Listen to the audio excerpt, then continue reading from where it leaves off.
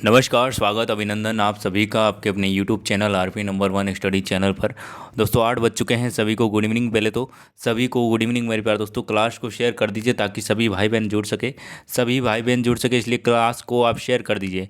दोस्तों 50 क्वेश्चन लेकर आया हूँ जीके के और साइंस के, मतलब कि जीके वाला पार्ट जो भी आते हैं 50 क्वेश्चन आप आते हैं आपके एग्ज़ाम में, पीएसटीसी और पीटीटी दोनों में। तो आपके जिस प्रकार से एग्ज़ाम में क्वेश्चन पूछे जाते हैं उसी प्रकार से एग्ज़ाम में पूछे जाते हैं, उसी प्रकार से यहाँ पर जो कि पैटर्न के अनुसार है जो कि लेकर आए हैं दोस्तों। ठीक है, तो बिल्कुल आप आंसर दीजिएगा। 50 में से आपके कितने क्वेश्चन सही होते हैं लास्ट में आपको बताना है। ठीक है ना, अपनी ईमानदारी से काउंट करते रहिएगा ताकि आपको पता चल सके कि आपका लेवल कितना है, कितना ऊपर है, कितना नीचे है, आपको पता चल जाएगा। ठीक है, चलिए फर्स्ट क्वेश्चन आपके सामने चलते हैं। ठीक है ना, फर्स्ट क्वेश्चन की ओर चलते हैं। उससे पहले एक बार से शेयर कीजिए, लाइक कर दीजिए क्लास को। चलिए, और जिन्होंने भी अभी तक चैनल को सब्सक्राइब नहीं किया है सब्सक्राइब कर लेना। नए नीचे आपको लिंक मिल जाएगी, सॉरी नीचे सब्सक्राइब का बटन मिल जाएगा, और नए चैनल को भी सब्सक्राइब कर लेना करंट अफेयर्स की क्लास के लिए। नए चैनल का लिंक भी आपको डिस्क्रिप्शन में मिल जाएगा करंट अफेयर्स की क्लास के लिए। करंट अफेयर्स भी आपको पूछा जाता है। चलिए फर्स्ट क्वेश्चन की ओर चलते हैं। फर्स्ट क्वेश्चन आपके सामने, किस प्राचीन भारतीय शासक को 100 युद्धों का विजेता माना जाता है? आंसर बताइएगा। पुष्यमित्र शुंग, समुद्रगुप्त, स्कंदगुप्त या फिर चंद्रगुप्त मौर्य। करेक्ट आंसर क्या होगा? आंसर बताइएगा। बिल्कुल इजी क्वेश्चन है दोस्तों, ठीक है ना, और एग्ज़ाम में इसी प्रकार के क्वेश्चन आपको एग्ज़ाम में पूछे जाएंगे। और चलिए आंसर दीजिएगा। बहुत ही शानदार। ऑप्शन नंबर जिन्होंने बी दिया है, ऑप्शन नंबर जिन्होंने बी दिया है बिल्कुल करेक्ट आंसर है। ऑप्शन नंबर बी समुद्रगुप्त बिल्कुल करेक्ट आंसर हो जाएगा। देखिए समुद्रगुप्त ने अखंड भारत का निर्माण करते हुए दक्षिण भारत, क्या दोस्तों, दक्षिण भारत के राजाओं को हराया था। क्या दोस्तों, दक्षिण भारत के राजाओं को हराया था। दोस्तों आपको याद रखना है, समुद्रगुप्त को भारत का नेपोलियन भी कहा जाता है। क्या दोस्तों, नेपोलियन भी कहा जाता है, याद रखिएगा, नेपोलियन भी कहा जाता है भारत का समुद्रगुप्त को। चलिए नेक्स्ट क्वेश्चन की ओर चलते हैं। नेक्स्ट क्वेश्चन आपके सामने, आंसर दीजिएगा। कौन से अभिलेख से ज्ञात होता है कि रेशम बुनकर श्रेणी ने एक भव्य सुंदर मंदिर का निर्माण करवाया था? एरन अभिलेख, महरौली अभिलेख, कनौज अभिलेख या फिर मंदसौर अभिलेख। करेक्ट आंसर क्या होगा? करेक्ट आंसर क्या होगा? आंसर बताइएगा। क्वेश्चन नंबर 2 आपके सामने, 102 नंबर क्वेश्चन आपके सामने, आंसर बताइएगा। बिल्कुल बहुत ही शानदार। ऑप्शन नंबर आपका यहाँ पर डी बिल्कुल करेक्ट आंसर हो जाएगा। मंदसौर अभिलेख बिल्कुल करेक्ट आंसर हो जाएगा। मंदसौर अभिलेख की बात करें तो गुप्त काल में रेशम बुनकरों, ठीक है ना, रेशम बुनकरों की श्रेणी में है जो कि एक मंदिर का है जो कि निर्माण इन्होंने करवाया था, आपको ध्यान रखना है। चलिए नेक्स्ट क्वेश्चन की ओर चलते हैं। दोस्तों काउंट कर रहे हो ना, काउंट करते जाइएगा, ठीक है। कितने क्वेश्चन आपके सही होते हैं, यदि आप 50 में से 40 क्वेश्चन भी सही करते हैं तो समझ लीजिए आपका सिलेक्शन श्योर है, ठीक है ना। बिल्कुल, चलिए तीसरा नंबर क्वेश्चन आपके सामने, आंसर दीजिएगा।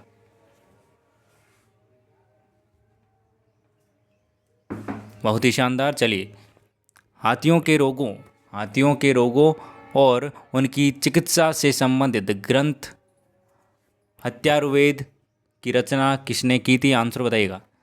चरक, पालकाव्य, आर्यभट्ट या फिर भास्कर। करेक्ट आंसर क्या हो जाएगा? आंसर बताइएगा। 103 नंबर क्वेश्चन आपके सामने, आंसर बताइए। बहुत ही शानदार, बहुत ही बढ़िया। चलिए देखिए करेक्ट आंसर की बात करें तो पाल काव्य बिल्कुल करेक्ट आंसर है दोस्तों। क्या दोस्तों, पाल काव्य ऑप्शन नंबर बी बिल्कुल करेक्ट आंसर है। गुप्तकालीन पाल काव्य ने हाथियों के रोग और उनके उपचार का वर्णन किया था दोस्तों, किसमें? पाल काव्य, बिल्कुल करेक्ट आंसर है। चलिए नेक्स्ट क्वेश्चन की ओर चलते हैं। नेक्स्ट क्वेश्चन आपके सामने, आंसर दीजिएगा। 104 नंबर क्वेश्चन आपके सामने, बिल्कुल। भक्ति आंदोलन का सर्वप्रथम उदय कहाँ हुआ था? बताइएगा। भक्ति आंदोलन का सर्वप्रथम उदय कहाँ हुआ था? बताइएगा। उत्तरी भारत में, दक्षिण भारत में, पूर्वी भारत में या फिर पश्चिमी भारत में। करेक्ट आंसर क्या हो जाएगा? करेक्ट आंसर यहाँ पर क्या होगा? आंसर बताइएगा। बिल्कुल बहुत ही शानदार। ऑप्शन नंबर जिन्होंने बी दिया है, दक्षिण भारत, बिल्कुल करेक्ट आंसर है। भक्ति आंदोलन का सर्वप्रथम है जो कि वहीं पर है जो कि उदय हुआ था। कहाँ पर? दक्षिण भारत में उदय हुआ था। क्या बात करें दोस्तों भारत में धर्म और भक्ति आंदोलन है वो सर्वप्रथम है जो कि उसका उदय है जो कि दक्षिण भारत में हुआ था, आपको याद रखना है। और रामानंद भक्ति रामानंद भक्ति आंदोलन को है जो कि उत्तर भारत में लेकर आए थे। रामानंद लेकर आए थे। क्यों दोस्तों? रामानंद है, सॉरी, ऑप्शन नंबर बी दक्षिण भारत में रामानंद है जो कि उत्तर भारत में है जो कि लेकर आए थे। ठीक है ना, बिल्कुल। आगे चलते हैं अगले क्वेश्चन की ओर। 105 नंबर क्वेश्चन आपके सामने, आंसर दीजिएगा। भारत में मुगल साम्राज्य का संस्थापक कौन था? भारत में मुगल साम्राज्य का संस्थापक कौन था, बताइएगा। इससे आज ही क्वेश्चन तो आपका हो ही नहीं सकता ना। मुगल साम्राज्य का हमने जो पिछले 2019 का पेपर किया था उसमें भी ये क्वेश्चन आया था शायद। राजस्थान का मुगल साम्राज्य का संस्थापक की बात करें तो बाबर होगा क्या दोस्तों? बाबर बिल्कुल करेक्ट आंसर हो जाएगा। ऑप्शन नंबर ए बिल्कुल करेक्ट आंसर हो जाएगा। चलिए नेक्स्ट क्वेश्चन की ओर चलते हैं। नेक्स्ट क्वेश्चन आपके सामने, आंसर बताइएगा। अकबर ने मजहर की घोषणा कब की थी? अकबर ने मजहर की घोषणा कब की थी? आंसर बताइएगा दोस्तों। आंसर बताइएगा। आंसर यहाँ पर क्या हो जाएगा? 106 नंबर क्वेश्चन आपके सामने, आंसर बताइए। करेक्ट आंसर की बात करें तो 1579 में किया था दोस्तों। 1579 बिल्कुल करेक्ट आंसर हो जाएगा। ठीक है ना। चलिए नेक्स्ट क्वेश्चन की ओर चलते हैं। झांसी में 1857 की क्रांति का नेतृत्व किसने किया था? झांसी में 1857 की क्रांति का नेतृत्व किसने किया था? कुंवर सिंह, नाना साहब, रानी लक्ष्मीबाई या फिर गुलवदन बेगम। करेक्ट आंसर क्या होगा, बताइएगा। देखिए झांसी की बात हो गई है तो रानी लक्ष्मीबाई बिल्कुल करेक्ट आंसर हो जाएगा। ठीक है ना। रानी लक्ष्मीबाई ने क्रांति का नेतृत्व किया था। और यहाँ पर बात करें तो यूरोज से यहाँ पर है जो कि युद्ध के दौरान है जो कि युद्ध हारना देखकर उन्होंने आत्महत्या कर ली थी। क्या दोस्तों? उन्होंने अपने आप को जला लिया था। ठीक है ना, बिल्कुल। चलिए नेक्स्ट क्वेश्चन की ओर चलते हैं। नेक्स्ट क्वेश्चन आपके सामने। भारतीय राष्ट्रीय कांग्रेस की स्थापना कब हुई, बताइएगा। कल हमने ये क्वेश्चन किया था, आंसर बताइए। भारतीय राष्ट्रीय कांग्रेस की स्थापना कब हुई, बताइएगा और आंसर बताइए। और ये इंपॉर्टेंट क्वेश्चन है दोस्तों, है ना। आंसर बताइएगा। बिल्कुल ऑप्शन नंबर ए जिन्होंने बताया है, भारतीय राष्ट्रीय कांग्रेस की स्थापना दिसंबर 1855 में हुई थी, भी आपको याद रखना है। ठीक है ना। और यहाँ पर चलिए, और इसकी बात करें दोस्तों 28 दिसंबर को 1855 में हुआ था। और जिसकी अध्यक्षता है जिसकी व्योमेश चंद्र बनर्जी ने की थी। किसकी दोस्तों? व्योमेश चंद्र बनर्जी ने इसकी अध्यक्षता की थी। ठीक है ना, याद रखना आपको। चलिए नेक्स्ट क्वेश्चन की ओर चलते हैं। चंपारण किसान आंदोलन किस राज्य में हुआ दोस्तों? इससे इजी क्वेश्चन आपको मिलेगा क्या? इससे इजी क्वेश्चन आपको मिलेगा क्या, बताइए। चंपारण किसान आंदोलन कहाँ हुआ, किस राज्य में, बताइएगा। तो चंपारण की बात करें दोस्तों, चंपारण जो किसान आंदोलन है 1917 में हुआ। पहली बात तो 1917 में हुआ था। और जिसका नेतृत्व के लिए राजकुमार शुक्ल ने गांधी को बुलाया था। किसने दोस्तों? राजकुमार शुक्ल थे। इन्होंने किसको बुलाया? गांधी को बुलाया चंपारण आंदोलन के लिए। ठीक है ना। और ये हुआ कहाँ पर था? बिहार में। बिल्कुल करेक्ट आंसर हो जाएगा। चलिए नेक्स्ट क्वेश्चन की ओर चलते हैं। ब्रिटिश भारत की राजधानी कलकत्ता से दिल्ली कब स्थानांतरित हुई? ब्रिटिश भारत की, देखिए पहले भारत की राजधानी क्या थी? कलकत्ता थी, आपको पता होना चाहिए। ठीक है ना। कोलकाता पहले भारत की राजधानी थी, बाद में दिल्ली बनी। ठीक है ना, बाद में दिल्ली बनी। कब बनी दोस्तों, बताइएगा। दिल्ली राजधानी कब बनी, बताइएगा। तो करेक्ट आंसर की बात करें, ऑप्शन नंबर बी बिल्कुल करेक्ट आंसर हो जाएगा। 1912। ठीक है ना। देखिए बात करें 1911 की, तो 1911 में दिल्ली दरबार का आयोजन किया गया था। ठीक है ना। और जॉर्ज पंचम ने इसमें भाग लिया था। क्या दोस्तों? जॉर्ज पंचम ने इसमें भाग लिया था। ठीक है ना। और इसमें भाग लिया था और उसने जो कि बंगाल विभाजन को रद्द करके राजधानी दिल्ली स्थानांतरित की घोषणा कर दी थी। क्या दोस्तों? बंगाल विभाजन को रद्द करके, बिल्कुल। चलिए आ गया समझ में। 1912 बिल्कुल करेक्ट आंसर हो जाएगा। आगे चलते हैं। राजस्थान में महाभारत काल के अवशेष कहाँ मिले थे बताइएगा। नालियासर में, माउंट में, या फिर अलवर के निकट विराट व भरतपुर के निकट नौह में, या फिर श्रीगंगानगर में। करेक्ट आंसर क्या होगा, आंसर बताइएगा। करेक्ट आंसर यहाँ पर क्या हो जाएगा, आंसर बताइएगा मेरे प्यारे दोस्तों। उस क्वेश्चन नंबर 111 आपके सामने, आंसर बताइए जल्दी से। बहुत ही शानदार, करेक्ट आंसर बताइए।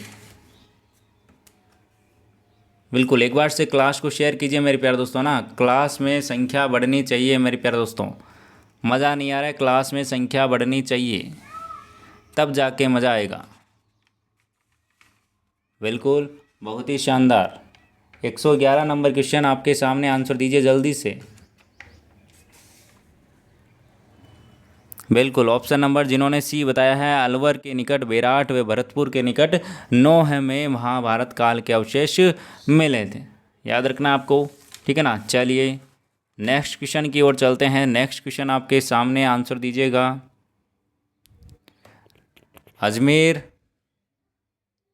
अजमेर थ्रू इंस्क्रिप्शन नामक पुस्तक का रचयिताकार कौन है बताइएगा। रचयिताकार कौन थे बताइएगा। GH ओझा, हरविलास शारदा, या फिर PM करी, या फिर SAI तिरमिजी। करेक्ट आंसर यहाँ पर क्या हो जाएगा, आंसर बताइएगा। ऑप्शन नंबर डी बिल्कुल करेक्ट आंसर हो जाएगा। क्या दोस्तों, तिरमिजी ने ये इसकी यहाँ पर की।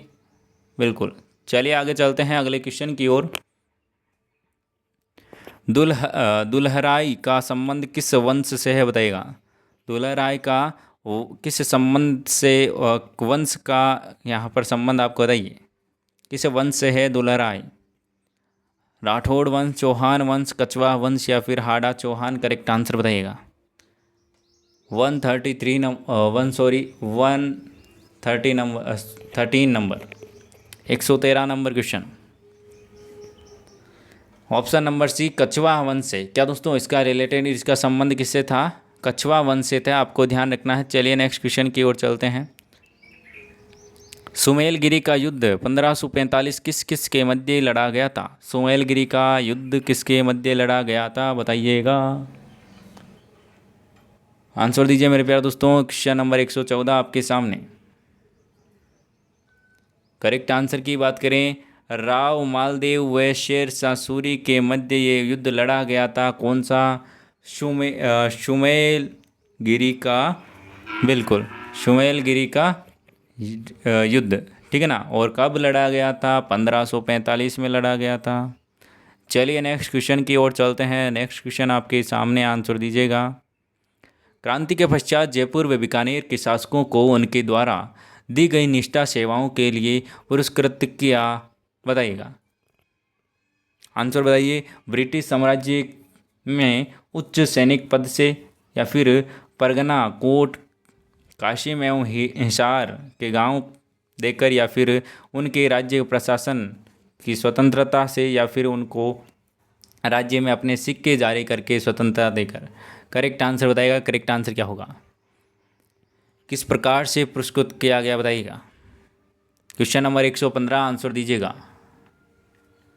बिल्कुल ऑप्शन नंबर बी, ठीक है ना। ऑप्शन नंबर बी बिल्कुल करेक्ट आंसर हो जाएगा आपका। परगना, कोट, काशिम एवं हिसार के गांव देकर है जो कि यहाँ पर की पुरस्कृत किया था, आपको याद रखना है। चलिए नेक्स्ट क्वेश्चन की ओर चलते हैं। नेक्स्ट क्वेश्चन आपके सामने। भारतीय संविधान की 11वीं अनुसूची में पंचायतों के लिए कुल कितने विषय निर्धारित यहाँ पर किए गए हैं बताइएगा। क्वेश्चन नंबर 116, आंसर दीजिएगा।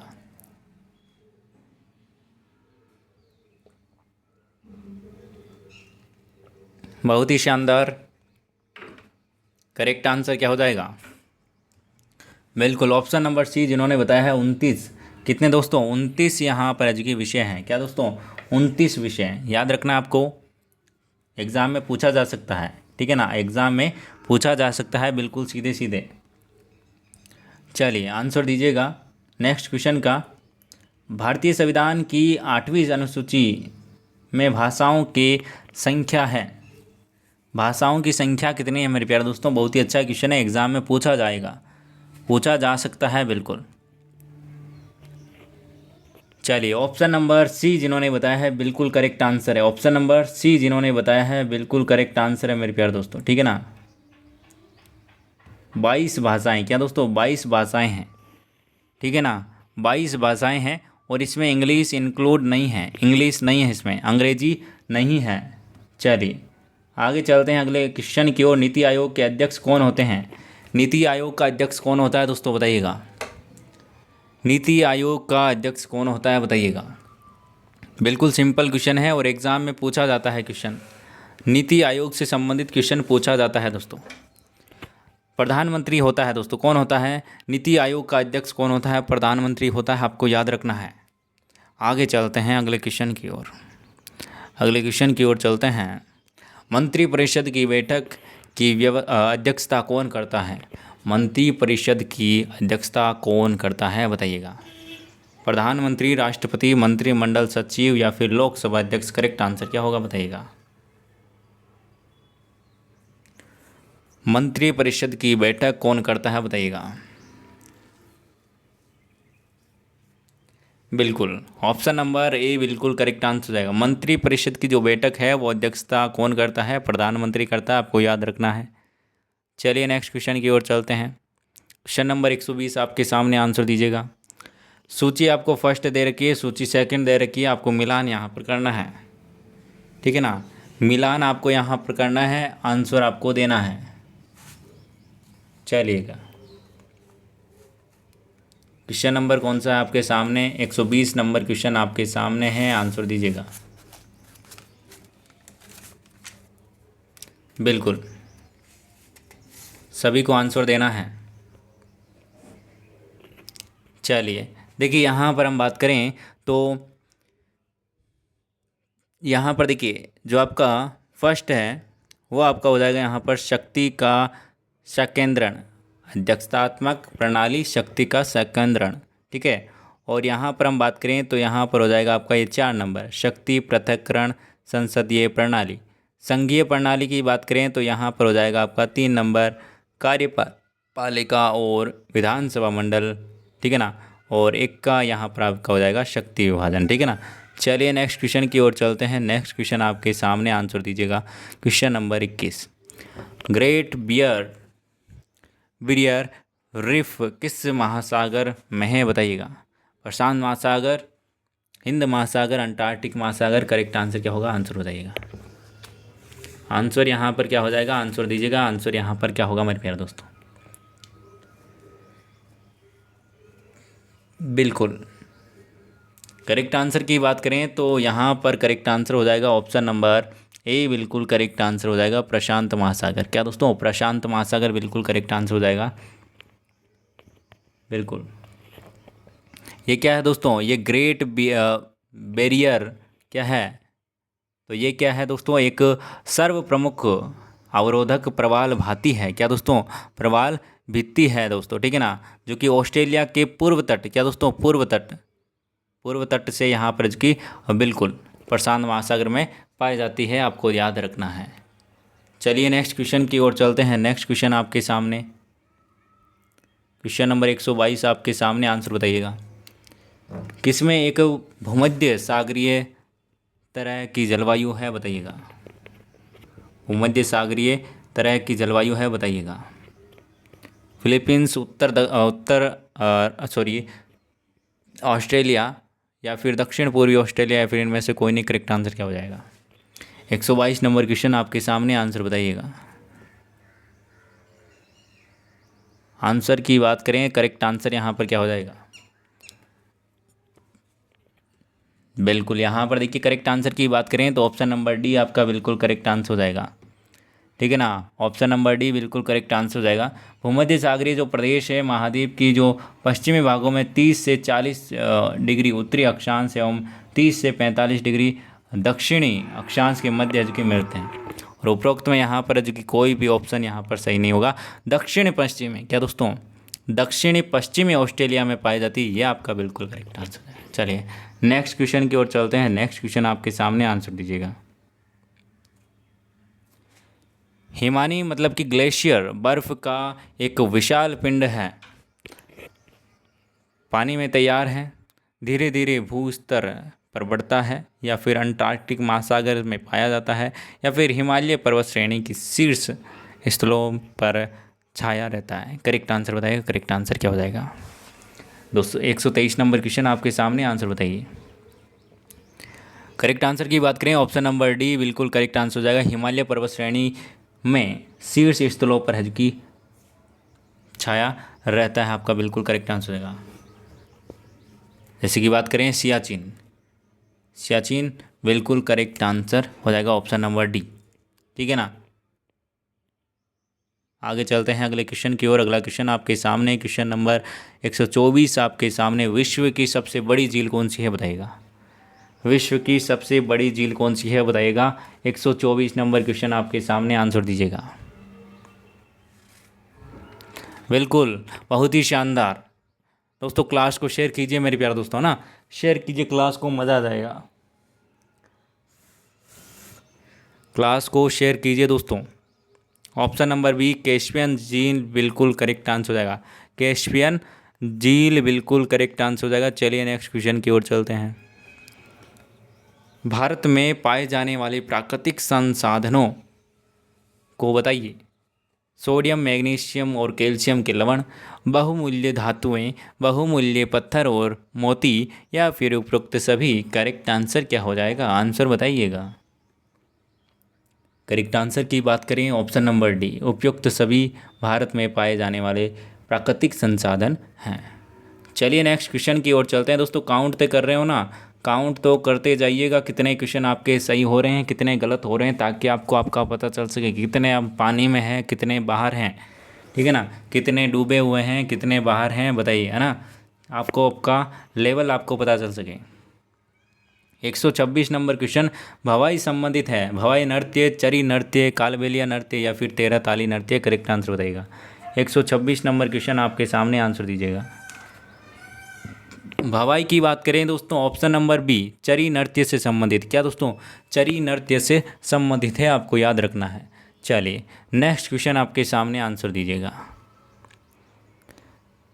एक तरफ आपको दे रखी है जनजातियाँ और जनजातियाँ, और एक तरफ नृत्य आपको दे रखे हैं। आपको बताना है कौन सी जाति कौन से नृत्य से संबंधित है, बताइएगा।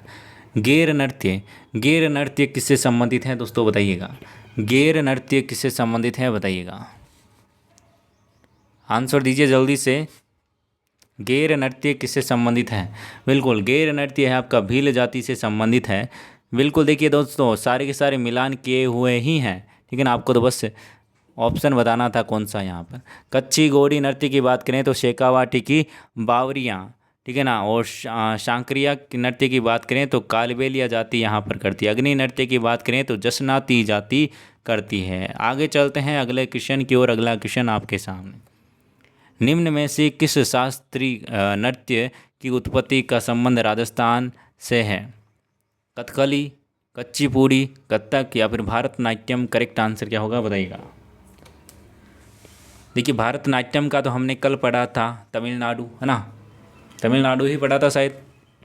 चलिए आपको राजस्थान का पूछा है तो राजस्थान का बताइए जल्दी से, आंसर कौन सा हो जाएगा। राजस्थान का कौन सा यहाँ पर शास्त्रीय नृत्य है जो कि उत्पत्ति यहाँ पर संबंध राजस्थान से, बताइएगा। करेक्ट आंसर बताइएगा। बिल्कुल ऑप्शन नंबर सी जिन्होंने दिया है बिल्कुल करेक्ट आंसर है, कथक बिल्कुल करेक्ट आंसर आपका यहाँ पर हो जाएगा। चलिए नेक्स्ट क्वेश्चन की ओर चलते हैं। नेक्स्ट क्वेश्चन आपके सामने, चरी नृत्य किस क्षेत्र से संबंधित है? जयपुर, बांसवाड़ा, अलवर, किशनगढ़? करेक्ट आंसर क्या हो जाएगा? जयपुर, बांसवाड़ा, अलवर, किशनगढ़? करेक्ट आंसर क्या हो जाएगा, आंसर बताइएगा। आंसर बताइए मेरे प्यारे दोस्तों। 129 नंबर क्वेश्चन आपके सामने, चरी नृत्य किस क्षेत्र से संबंधित है, बताइएगा। बिल्कुल चरी नृत्य की बात करें मेरे प्यारे दोस्तों, अलवर से संबंधित है। क्या दोस्तों? अलवर से संबंधित है। एक मिनट दोस्तों, है ना, किशनगढ़।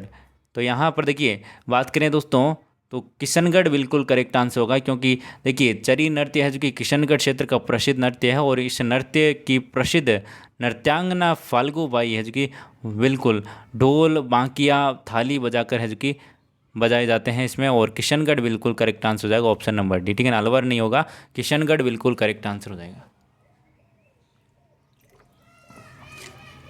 चलिए आगे चलते हैं अगले क्वेश्चन की ओर। भीलों का सवा माह तक चलने वाला नृत्य कौन सा है? भीलों का सवा माह तक चलने वाला नृत्य कौन सा है बताइएगा। गीदड़, गौरी, वालर या फिर गेर? करेक्ट आंसर क्या हो जाएगा? करेक्ट आंसर यहाँ पर क्या होगा मेरे प्यारे दोस्तों? आंसर दीजिएगा। करेक्ट आंसर की बात करें ऑप्शन नंबर बी बिल्कुल करेक्ट आंसर हो जाएगा। गौरी बिल्कुल करेक्ट आंसर हो जाएगा। गौरी बिल्कुल करेक्ट आंसर आपका यहाँ पर हो जाएगा। चलिए, और ये कब तक चलता है दोस्तों? 40 दिनों तक ये चलता है और भीलों की जाति में यह किया जाता है दोस्तों, आपको याद रखना है। और राजस्थान का ये प्रसिद्ध लोक नृत्य है, प्राचीन लोक नृत्य है, ठीक है ना। चलिए अगला क्वेश्चन आपके सामने, आंसर दीजिएगा। भारतीय संविधान की जो संविधान पीठ का प्रावधान किस अनुच्छेद के अंतर्गत है जो कि निहित है बताइएगा। आर्टिकल 143, आर्टिकल 145 ए या फिर 143 बी, 147? करेक्ट आंसर क्या हो जाएगा? आंसर बताइएगा। आंसर यहाँ पर क्या हो जाएगा? आंसर दीजिए। 131 नंबर क्वेश्चन आपके सामने, आंसर दीजिए।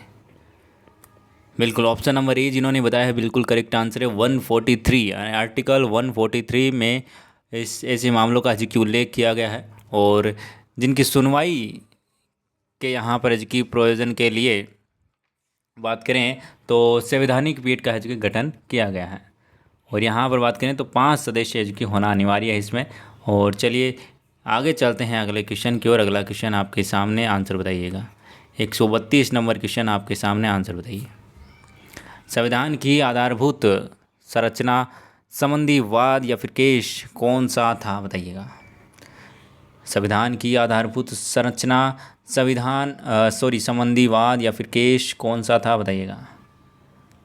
केशवानंद भारती वाद, मेनका गांधी वाद या फिर सायरा बानो वाद या फिर इंदिरा साहनी वाद? करेक्ट आंसर क्या होगा बताइएगा। करेक्ट आंसर यहाँ पर क्या हो जाएगा? आंसर बताइएगा। 132 नंबर क्वेश्चन का आंसर यहाँ पर क्या हो जाएगा मेरे प्यारे दोस्तों? आंसर बताइएगा। ऑप्शन नंबर केशवानंद भारती वाद बिल्कुल करेक्ट आंसर हो जाएगा। 132 का आंसर हो जाएगा। ऑप्शन नंबर ए बिल्कुल करेक्ट आंसर हो जाएगा। आगे चलते हैं अगले क्वेश्चन की ओर।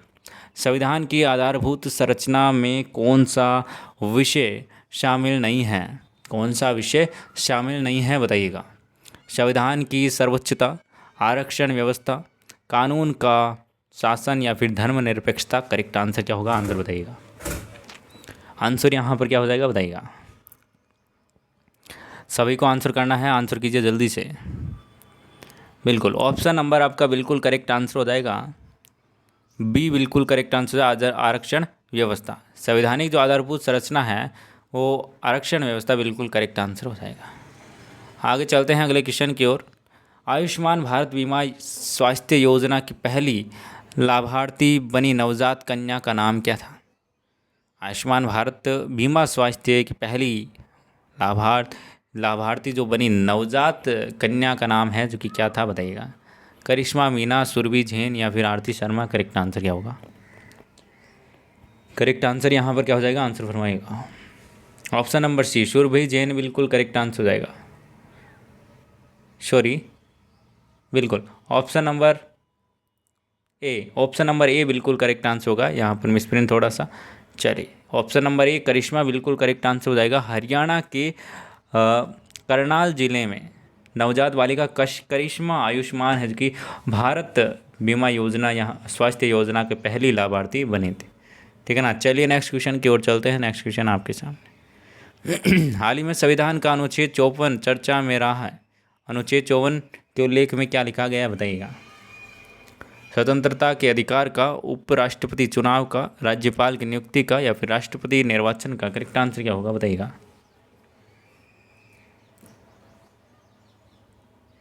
ऑप्शन नंबर डी बिल्कुल करेक्ट आंसर हो जाएगा, ठीक है ना। ऑप्शन नंबर डी राष्ट्रपति निर्वाचन का बिल्कुल करेक्ट आंसर हो जाएगा। चलिए नेक्स्ट क्वेश्चन की ओर चलते हैं। नेक्स्ट क्वेश्चन आपके सामने, आंसर दीजिएगा। 136 नंबर क्वेश्चन आपके सामने। राजीव गांधी किसान न्याय योजना किस राज्य में प्रस्तावित योजना है बताइएगा। राजस्थान, पश्चिम बंगाल, छत्तीसगढ़, झारखंड या फिर करेक्ट आंसर क्या हो जाएगा, आंसर बताइए। तो यहाँ पर बात करें दोस्तों, ऑप्शन नंबर सी बिल्कुल करेक्ट आंसर हो जाएगा, छत्तीसगढ़ बिल्कुल करेक्ट आंसर हो जाने वाला है। आया समझ में। तो यहाँ पर बात करें तो छत्तीसगढ़ सरकार राज्य यहाँ पर की किसानों को अधिक फसल उत्पादन के लिए प्रोत्साहन करने हेतु राजीव गांधी किसान योजना यहाँ पर की लागू की है, शुरू की है। और इसके तहत है जो कि धान, मक्का इत्यादि फसलें हैं जो कि 10,000 रुपये प्रति एकड़ प्रोत्साहन राशि दी जाएगी। या दोस्तों 10,000 प्रोत्साहन राशि यहाँ पर दी गई। चलिए नेक्स्ट क्वेश्चन की ओर चलते हैं। हाल ही में आरबीआई की दृष्टिबंधिता बाधितों के लिए नोटों का पहचान हेतु कौन सा एक ऐप लॉन्च किया है बताइएगा, कौन सा ऐप लॉन्च किया है बताइएगा। नोटों की पहचान हेतु कौन सा ऐप लॉन्च किया है बताइएगा। Money mobile app, option number D बिल्कुल करेक्ट आंसर हो जाएगा। मनी मोबाइल ऐप बिल्कुल करेक्ट आंसर हो जाएगा। चलिए नेक्स्ट क्वेश्चन की ओर चलते हैं। भारत का सबसे स्वच्छ शहर कौन सा है, भारत का सबसे स्वच्छ शहर कौन सा बना, आंसर बताइएगा। बिल्कुल ऑप्शन नंबर ए की बात करें तो इंदौर बिल्कुल करेक्ट आंसर हो जाएगा, इंदौर बिल्कुल करेक्ट आंसर हो जाएगा। चलिए नेक्स्ट क्वेश्चन की ओर चलते हैं।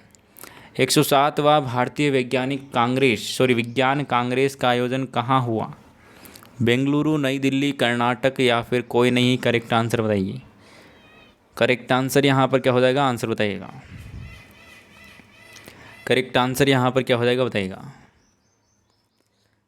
देखिए यहाँ पर बात करें ऑप्शन नंबर ए बेंगलुरु बिल्कुल करेक्ट आंसर हो जाएगा। बेंगलुरु के कृषि विज्ञान विश्वविद्यालय में 107वां भारतीय विज्ञान यहाँ पर जी कांग्रेस का आयोजन हुआ। और इसकी थीम बात करें तो विज्ञान एवं प्रौद्योगिकी ग्रामीण विकास थी। क्या दोस्तों, विज्ञान एवं प्रौद्योगिकी ग्रामीण विकास इसकी थीम थी। चलिए नेक्स्ट क्वेश्चन की ओर चलते हैं। सुगम जीवन के लिहाज से केंद्र द्वारा जारी 111 शहरों के कौन सा शहर शीर्ष पर रहा, करेक्ट आंसर बताइए। पुणे, जयपुर, दिल्ली या फिर मुंबई, करेक्ट आंसर क्या हो जाएगा। सुगम जीवन के लिहाज से केंद्र द्वारा जारी 111 शहरों में कौन सा शहर जो कि शीर्ष पर है बताइएगा। तो ऑप्शन नंबर ए पुणे बिल्कुल करेक्ट आंसर हो जाएगा, पुणे बिल्कुल करेक्ट आंसर हो जाएगा। चलिए नेक्स्ट क्वेश्चन की ओर चलते हैं। नेक्स्ट क्वेश्चन आपके सामने, एक नागरिक के मूल कर्तव्यों में निम्न में से कौन सा कर्तव्य सम्मिलित नहीं है बताइएगा। मूल कर्तव्य आपने पढ़े होंगे संविधान में, तो वहीं में से यहाँ पर कौन सा सम्मिलित नहीं है बताइएगा। बिल्कुल ऑप्शन नंबर सी, अस्पृश्यता मिटाने वाला यहाँ पर की मौलिक अधिकार। बिल्कुल यहाँ पर देखिए क्या है, मूल कर्तव्य नहीं है, ठीक है ना। ऑप्शन नंबर सी बिल्कुल करेक्ट आंसर हो जाएगा। चलिए नेक्स्ट क्वेश्चन की ओर चलते हैं। भारत के राष्ट्रपति को कार्य अवधि की समाप्ति के पूर्व भी पद से हटाया जा सकता है, किसके द्वारा हटाया जा सकता है बताइएगा। आंसर दीजिए, करेक्ट आंसर क्या हो जाएगा। बिल्कुल महाभियोग द्वारा। क्या दोस्तों, महाभियोग बिल्कुल करेक्ट आंसर हो जाएगा। महाभियोग द्वारा है जो कि हटाया जा सकता है, ठीक है ना। चलिए ऐसा किस में लिखा गया है, अनुच्छेद आर्टिकल 61 में लिखा गया है कि ये महाभियोग की प्रक्रिया द्वारा है जो कि ये संभव हो सकता है, ठीक है ना। चलिए आगे चलते हैं अगले क्वेश्चन की ओर। अगला क्वेश्चन आपके सामने, भारत के उपराष्ट्रपति निर्वाचित होते हैं जनता द्वारा, निर्वाचक मंडल द्वारा या फिर जो राष्ट्रपति को निर्वाचित करता है उसके द्वारा, या फिर संसद के दोनों सदनों के सदस्यों द्वारा, या फिर राज्यों के विधान मंडलों के द्वारा, करेक्ट आंसर क्या होगा बताइएगा।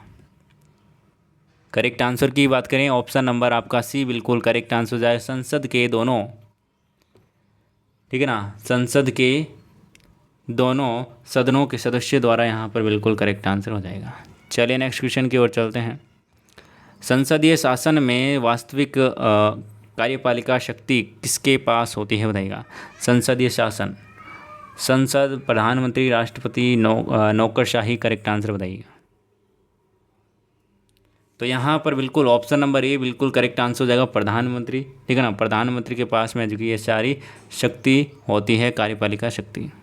अगला क्वेश्चन आपके सामने, प्रधानमंत्री को लोकसभा के द्वारा है कि चुना जाता है, संसद के द्वारा चुना जाता है, राष्ट्रपति के द्वारा चुना जाता है, या फिर राष्ट्रपति के द्वारा नियुक्त होता है, या फिर लोकसभा में बहुमत पार्टी द्वारा यहाँ पर जो कि क्या होता है। करेक्ट आंसर बताइएगा। करेक्ट आंसर यहाँ पर क्या हो जाएगा, क्या आंसर बताइएगा। आंसर यहाँ पर क्या होगा, 145 नंबर क्वेश्चन आपके सामने, आंसर बताइए। बिल्कुल ऑप्शन नंबर सी जिन्होंने बताया है राष्ट्रपति, बिल्कुल करेक्ट आंसर हो जाएगा। आगे चलते हैं अगले क्वेश्चन की ओर। अगला क्वेश्चन आपके सामने, संत पीपा की गुफा कहाँ है। संत पीपा की गुफा कहाँ पर है बताइएगा। संत पीपा की गुफा कहाँ पर है बताइएगा। करेक्ट आंसर की बात करें, ऑप्शन नंबर डी बिल्कुल करेक्ट आंसर हो जाएगा। टोडा बिल्कुल करेक्ट आंसर हो जाएगा। चलिए नेक्स्ट क्वेश्चन की ओर चलते हैं। भीलों का प्रसिद्ध लोकगीत जिसे स्त्री पुरुष साथ साथ मिलकर गाते हैं बताइएगा। सुवटिया, जोरावा, सूपना या फिर हम सीडो। करेक्ट आंसर क्या हो जाएगा। करेक्ट आंसर क्या होगा बताइएगा दोस्तों। बिल्कुल हम सीडो, बिल्कुल ऑप्शन नंबर डी बिल्कुल करेक्ट आंसर हो जाएगा। ठीक है ना। इसको भील जनजाति के एक पुरुष और महिला दोनों साथ साथ में गाते हैं। जो वाद्य फूंक कर बजाए जाते हैं उन्हें कहा जाता है तत्वाद्य, ताल वाद्य, सुशीर वाद्य या फिर धनवाद्य। करेक्ट आंसर क्या होगा बताइएगा।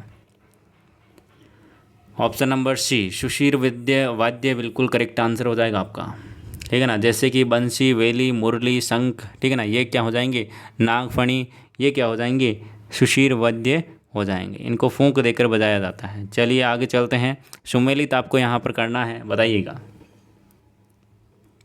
सुमेलित करना है दोस्तों, बताइएगा। 149 नंबर क्वेश्चन आपके सामने, आंसर दीजिएगा। बिल्कुल ऑप्शन नंबर यहाँ पर देखिए, ये सुमेलित ही हैं। आपको तो बस यहाँ पर आंसर बताना था। गैर नृत्य, भील जाति, कच्चीपुड़ी नृत्य, शेखावाटी, संस्कृत। यहाँ पर अभी अभी हमने शायद ये देखा था, क्वेश्चन रिपीट हुआ है ना। चलिए नेक्स्ट क्वेश्चन आपके सामने, आंसर दीजिएगा। बहरूपिया कला को विश्व में अनेक राष्ट्रों में प्रदर्शित करने वाले कौन थे बताइएगा।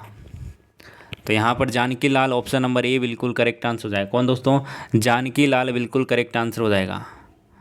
ठीक है, ठीक है ना, जानकी लाल बिल्कुल करेक्ट आंसर हो जाएगा। तो यहाँ पर 50 क्वेश्चन हमने किए हैं। 50 में से 50 किसके सही हुए और फिर कितने गलत हुए, कमेंट में ज़रूर बताइएगा अपनी ईमानदारी से। और वीडियो को लाइक करना है, शेयर करना है। क्लास आपको कैसी लगी एक अच्छा सा कमेंट करके आप ज़रूर बताइएगा। मिलते हैं नेक्स्ट क्लास में, तब तक के लिए बाय बाय। जय हिंद, जय भारत, धन्यवाद मेरे प्यारे दोस्तों। इसी प्रकार से अपना प्यार और सपोर्ट बनाए रखें दोस्तों। धन्यवाद।